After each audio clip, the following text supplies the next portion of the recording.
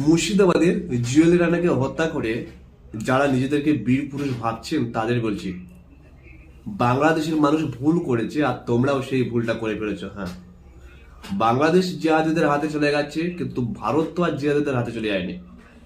একটা লেবারি কাজ করে একটা মুসলমান ছেলেকে যেভাবে মারা হয়েছে, এটা কাপুরুষ ছাড়া কিছু নয়। কোনো কাপুরুষ ছাড়া এমন কাজ করতে পারে না। অ্যাকচুয়ালি উড়িষ্যার মানুষ, তোমাদের তো শরম লজ্জা হওয়া দরকার। সেই ছেলেটা বাংলাদেশি কিনা বা ছেলেটার ডিটেলস একটু না দেখে মুর্শিদাবাদের ছেলেমেয়ে তাকে পিটিয়ে হত্যা করলেন। হ্যাঁ, মুর্শিদাবাদের বাবরি মসজিদ হচ্ছে, এগুলো তো রাজনৈতিক প্ল্যান, সবই তো রাজনৈতিক প্ল্যানে হয়েছে। তাহলে একটা সাধারণ মানুষ কেন বিপদে পড়বে? সাধারণ মানুষ এই রাজনীতির মধ্যে তাদেরকে নিয়ে আসা কেন হবে, বা তাদের কেন মারা হবে এই রাজনৈতিক নেতাদের জন্য? জুয়েল রানাকে যারা মেরেছে তারা কাপুরুষ, তারা পুরো জঙ্গি ভাই। সে যে ধর্মের ব্যক্তি হোক, আমি এই সমস্ত সমর্থন করবো না কখনো।